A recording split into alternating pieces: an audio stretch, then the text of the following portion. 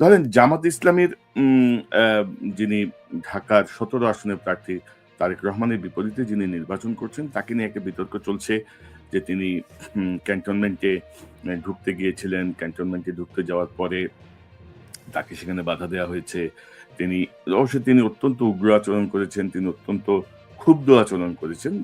Anger management যেটাকে বলে, তিনি সেই অ্যাঙ্গার ম্যানেজমেন্টটা করতে পারেন নাই।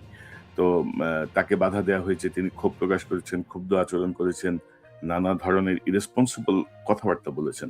তো এই জায়গাগুলো নিয়ে দেখলাম আমি আরেকটা অংশ খুব খুশি। আরেকটা অংশ খুব খুশি যে যাক মানে ঘায়েল হইল, আ ইনসাল্ট করা গেল বা ভোটের মাঠে আ এই জামাতের এই প্রার্থী ডাক্তার সাহেব তিনি পিছিয়ে পড়লেন এমন একটা ধারণা।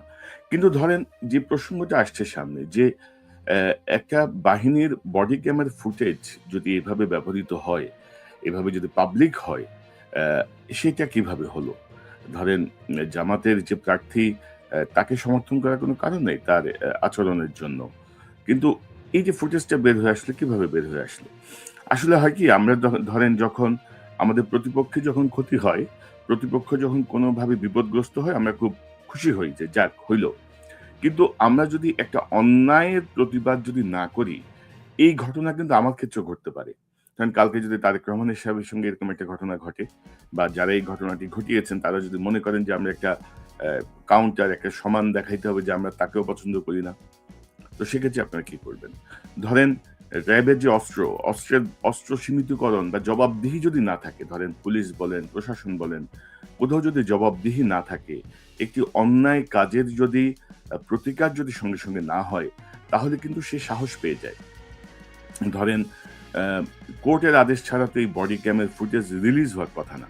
তো কারা করলো এই বডি ক্যামের ফুটেজ? এ ব্যাপারে কি আইএসপিআর দেখলাম এক বিবৃতি দিয়েছে। তারা বলেছে যে এটা অনেক আগেই সলভড হয়ে গেছে। এই জাতীয় একটা বিরোধ হয়েছিল সেটি দুঃখ প্রকাশের মাধ্যমে উভয় পক্ষই সমাধান করে নিয়েছেন। তো তারপরে এই বডি ক্যামের ফুটেজ কিভাবে আসলো? কোন তদন্ত কমিটি কি হয়েছে সেনাবাহিনীর? সেনাবাহিনী কি এটি তদন্ত করে দেখছে? যারা খুশি তারা কি ভাবছেন যে তাদের ক্ষেত্রে যদি এরকম ঘটনা ঘটে তারা কি তখনও খুশি হবেন? যারা এখন এই ঘটনার শিকার হলেন তারা কি তখন উল্লাস প্রকাশ করবেন? অর্থাৎ হয়েছে কি যে আপনাকে আ মানে বিধিসম্মত পথে থাকতে হবে। যেটি আমি মনে করি। যে আপনি ক্ষমতা দেখাবেন, আপনি একে ঘায়েল করার জন্য অন্য পথে যাবেন, সেটি কিন্তু আপনার দিকেও কিন্তু ঘুরে আসবে। সেই জায়গাটা আমি সতর্ক করতে চাই। এবং আমি নির্বাচন কেন্দ্রিক যতটুকু আমার পর্যবেক্ষণ বা যা কিছু, তাতে আমি দেখছি যে জেনারেল ওয়াকার সাহেব কিন্তু ভালো মানুষ। জেনারেল ওয়াকার সাহেব কিন্তু আমি যতটুকু উনার কার্যক্রম দেখছি, অতীতের সেনাপ্রধানদের সঙ্গে কম্পেয়ার করলে হি ইস গুড।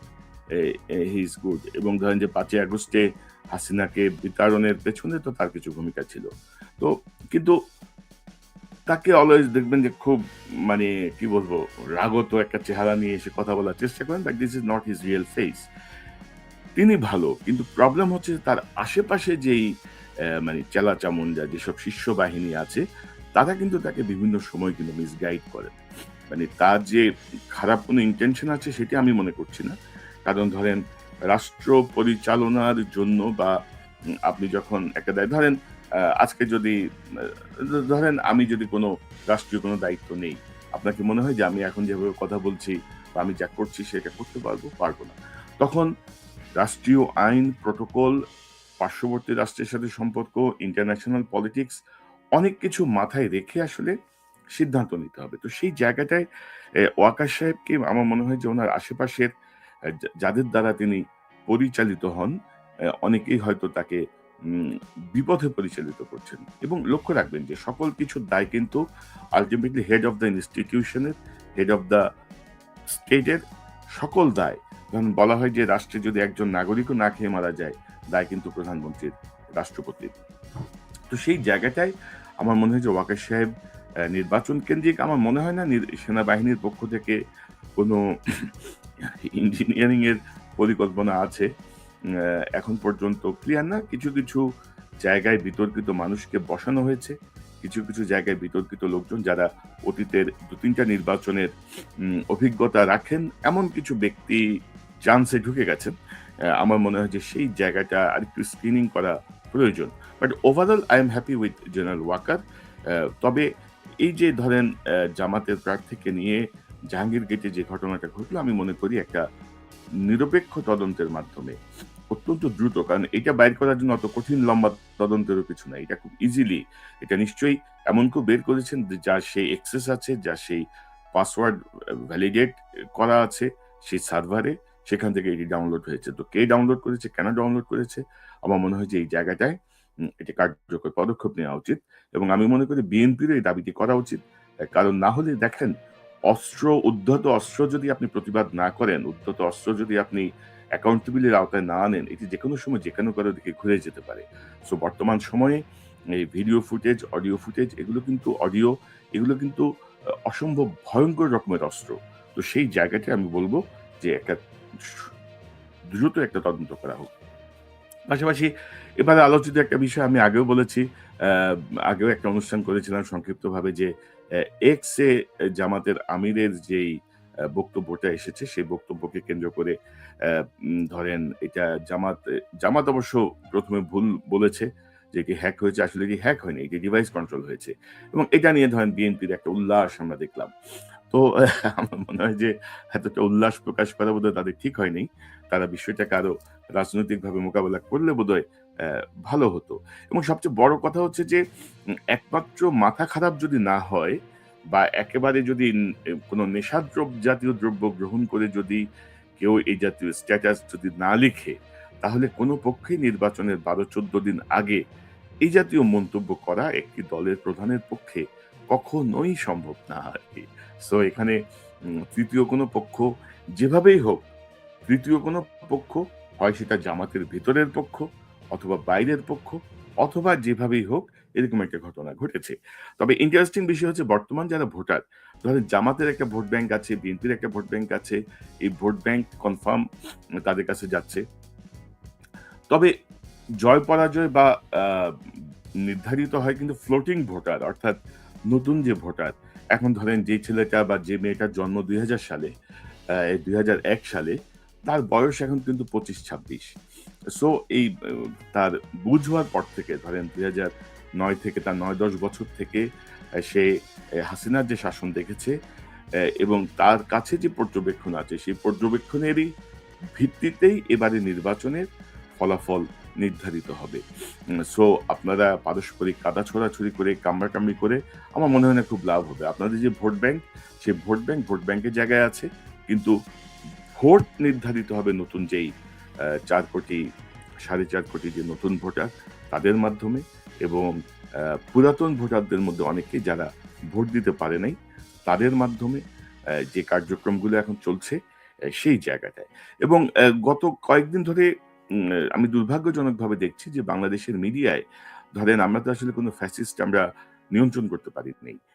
তো মিডিয়ার ফ্যাসিস্টরা কিন্তু বহাল তবিয়তে আছে। তারা রং পাল্টিয়েছে, আবার স্বরঙে ফেরত আসছে।